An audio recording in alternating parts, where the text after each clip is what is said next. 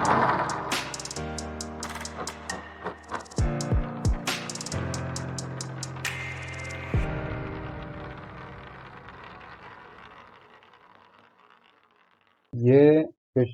Topic जो है कि सभी एग्जाम के लिए बहुत इंपॉर्टेंट है। जैसे आज मैंने लाया है वायरस से होने वाले रोग। तो जानते हैं रोग। रोग जनरली मैंने पहले वीडियो में बता चुका कि रोग शरीर के किसी भी अंग या अंग तंत्र का काम ठीक से काम ना कर पाने को रोग कहते हैं। रोग दो तरह से होते हैं, जन्मजात रोग, उपार्जित रोग। जन्मजात में जो आपको बाई बर्थ मिल जाते हैं, उपार्जित रोग मतलब बाहर से कहीं से आपको मिला। तो उसमें से दो तरह से ये भी होते हैं, उपार्जित संक्रामक रोग मतलब जो संक्रमण के कारण होते हैं। तो संक्रमण करने वाले कौन कौन होते हैं? वो जीवाणु है, विषाणु है, कवक है, परजीवी। जबकि असंक्रामक रोग होते हैं कि जो बॉडी में धीरे धीरे धीरे डेवलप हो जाते हैं, जैसे ह्रासित रोग, चिंताजन्य रोग, एलर्जी, आनुवंशिक रोग, कैंसर, सामाजिक रोग। तो ये है रोग के टाइप। तो आज बात करने वाले हैं वायरस से होने वाले रोग अर्थात विषाणु से होने वाले रोग कौन कौन से हैं। विषाणु के बारे में जानते हैं। विषाणु क्या है? विषाणु तो एक रोगाणु है, मतलब छोटा सा सूक्ष्म कह सकते हैं। ये जीवित भी मृत भी है। सबसे पहले इसको खोजा था रूसी वैज्ञानिक इवान इवानोविच की 1892 ईस्वी में। और ये खोज लगभग खोजा गया था उस समय जब तंबाकू के मोजैक नामक बीमारी पर खोजा गया था। उस टाइम में खोजा गया था। ये विषाणु जो होता है सजीव और निर्जीव दोनों प्रकार का होता है, क्योंकि ये जीवित भी है मृत भी है। जीवित तब जब इसे कोई बॉडी मिल जाए डेवलप करने के लिए, तब ये होता है। विषाणु को तंबाकू के मौजे के रोग पर खोजा गया था वो उस टाइम। और विषाणु को क्रिस्टल के रूप में निर्जीव पदार्थ की भांति बोतल में भरकर वर्षों तक रखा जा सकता है। ऐसा है कि इसे स्टोर करके रख सकते हैं, और जब ये किसी बॉडी में आए तो वहाँ पे डेवलप कर जाएगा, फिर से एग्जिस्ट हो जाएगा। विषाणु जब भी किसी जीवित कोशिका में पहुंचते हैं तो ये सक्रिय हो जाते हैं और एंजाइम का संश्लेषण करने लगते हैं। विषाणु न्यूक्लिक एसिड और प्रोटीन के बने होते हैं। जंतुओं में फुट एंड माउथ रोग विषाणु के कारण होते हैं। जैसे गाय बैल इसमें खुर हो जाता है, खुर का रोग वो विषाणु के कारण ही होता है। विषाणु बिना कोशिका के सूक्ष्म जीव होते हैं जो केवल सजीव में ही सक्रिय होते हैं, अर्थात विषाणु तब एक्टिव है जब उन्हें बॉडी मिले। तो ये था विषाणु के जानकारी। और विषाणु तीन प्रकार के होते हैं, पादप विषाणु, जंतु विषाणु और जीवाणु भोजी। पादप विषाणु जो पौधों में पाए जाते हैं, जंतु विषाणु जंतु में पाए जाते हैं, और जीवाणु भोजी अर्थात कुछ कुछ रोगाणुओं का नाश करने वाले भी विषाणु होते हैं जो फायदेमंद होते हैं। ये था विषाणु। अब आगे देखते हैं विषाणु से संबंधित रोग अर्थात विषाणु से होने वाले रोग। तो विषाणु से होने वाली कुछ बीमारियां हैं इस प्रकार हैं: रेबीज, खसरा, herpes, meningitis, hepatitis, trachoma, polio, AIDS, चेचक, छोटी माता, डेंगू ज्वर, गलसोज, इन्फ्लुएंजा। तो ये कुछ वायरस से होने वाले रोग हैं। कुछ का इंपॉर्टेंट यही ह्यूमन रोग हैं, ह्यूमन डिजीज हैं। बात करते हैं। इसको याद रखने का एक शॉर्टकट ट्रिक है, देखते हैं। ए चाचा इन्हें डांटो, खरे गाल पे छापो। अर्थात बीमारी होता है तो उसे भगाने के लिए डांटना भी पड़ता है, मारना भी पड़ता है। तो ए से एड्स, चाचा से चेचक, ई से इन्फ्लुएंजा, के से herpes, ड से डेंगू, तो से ट्रैकोमा, ख से खसरा, रे से रेबीज, कालसुआ, पे से पीलिया, ख से छोटी माता, प से पोलियो। हे चाचा इन्हें डांटो, खरे गाल पे छापो। तो चाचा डांटो भी और इसे मार के भगाओ भी, गाल पे लगाओ एक टमाटर खींच के। ये है ट्रिक याद रखने का। बात करते हैं धीरे धीरे आगे क्या है पूरी जानकारी। तो ये था ट्रिक। अब आगे चलते हैं रोग के बारे में, कौन कौन से रोग हैं। तो पहला चेचक। चेचक एक समय में ऐसा रोग था जो बहुत से लोगों को प्रभावित करता था, खासकर बच्चों को। और जब तक टीका नहीं आता तब तक ये बहुत प्रकोप दिखाता था, मतलब बहुत से बच्चे मर जाते थे इससे। और ये जो है मुख्यतः वैरी वाला वैरिओला वायरस से फैलता है।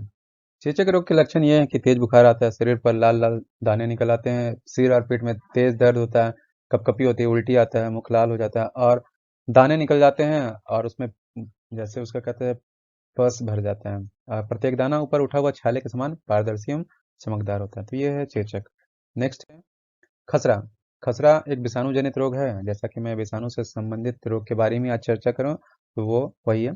तो इसमें होता क्या है कि ये बीमारी फैलती है रोगी और या उसके वस्तुओं के संपर्क में आने से। जिस व्यक्ति को रोग हुआ उससे अगर आप संपर्क में आए तो वो फैल जाता है। तो इसमें क्या होता है, ऐसा होता है कि खुजली होता है, खुजली से फिर धीरे धीरे बड़ा रूप ले लेता है। तो इसमें पीड़ित व्यक्ति मर भी सकता है। ये होता है एक्चुअल में मॉर्बिली वायरस से। ये इस रोग को फैलाने वाला विषाणु है वो मॉर्बिली वायरस है। और इसका जो ड्यूरेशन होता है बीमारी का 8 से 14 दिन होता है। खसरा रोग के लक्षण क्या हैं वो जानते हैं। प्रारंभ में साधारणतः जुकाम और सिर दर्द होता है। खसरा में शुरुआत में सर दर्द होता है, जुकाम होता है और शरीर पर लाल दाने खुजली की तरह आते हैं। धीरे धीरे रोगी बीमार होने लगता है और उसे बुखार आने लगता है। आंख और नाक से पानी बहने लगते हैं। गले और नाक में सूजन आ जाती है और ये कुछ दाने जो बढ़ जाते हैं वह खुजलाते खुजलाते व्यक्ति परेशान हो जाते हैं। तो ये है खसरा। नेक्स्ट है छोटी माता।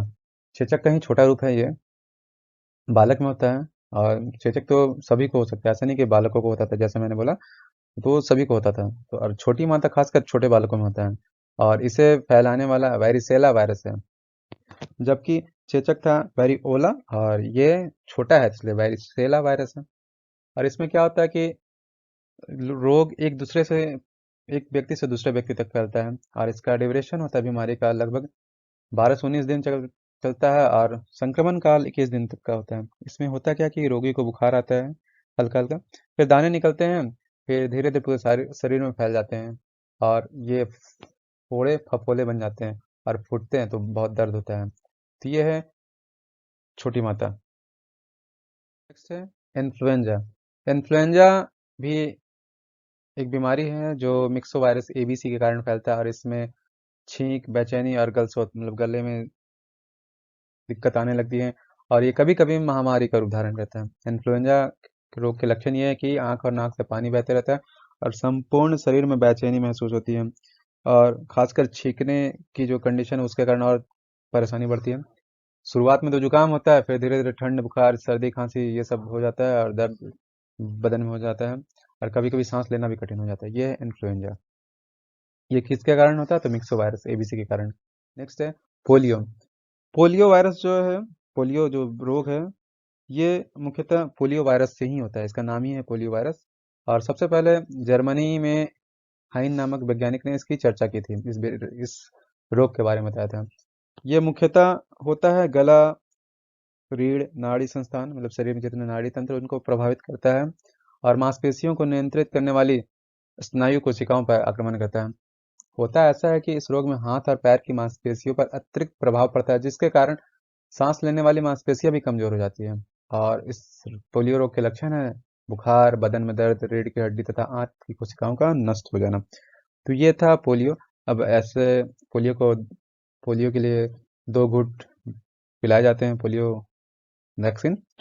और ये हमारा भारत पोलियो मुक्त हो चुका है ऐसे कुछ दिन मतलब कुछ साल पहले ही।